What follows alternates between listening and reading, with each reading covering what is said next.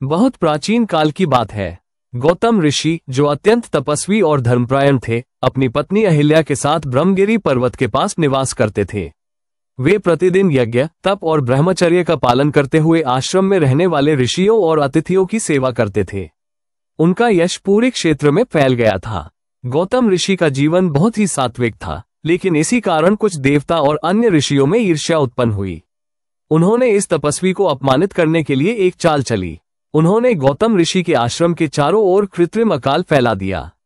जब चारों ओर सूखा पड़ा, तब केवल गौतम ऋषि के आश्रम में अन्न और जल उपलब्ध था। सभी ऋषि मुनि और प्रजाजन वहीं भोजन के लिए आने लगे।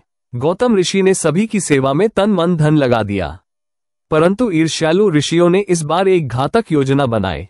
उन्होंने एक गाय को मारा और उसकी लाश को गौतम ऋषि के यज्ञस्थल पर गिरा दिया। फिर उन्होंने गौतम ऋषि पर गोहत्या का झूठा आरोप लगाया। गौतम ऋषि को गहरा दुख हुआ, वे व्याकुल हो उठे। उन्होंने अपने ऊपर लगे कलंक से मुक्ति पाने और प्रायश्चित हेतु घोर तप किया। भगवान शिव उनकी भक्ति से प्रसन्न हुए और दर्शन देकर बोले, गौतम, तुम निर्दोष हो, लेकिन अपने ऊपर लगे कलंक से मुक्त होने हेतु तुम ब्रह्मगिरी पर्वत पर जाकर गंगा माता को पृथ्वी पर लाने का प्रयास करो। जहां गंगा प्रवाहित होगी, वहीं पवित्र स्नान करके तुम पवित्र हो जाओगे। गौतम ऋषि ने गहरी तपस्या की और अंततः गंगा माता उनकी पुकार सुनकर प्रकट हुई। उन्होंने ब्रह्मगिरी पर्वत पर एक स्थान से प्रवाहित होना स्वीकार किया। वहीं से गोदावरी नदी का प्राकट्य हुआ।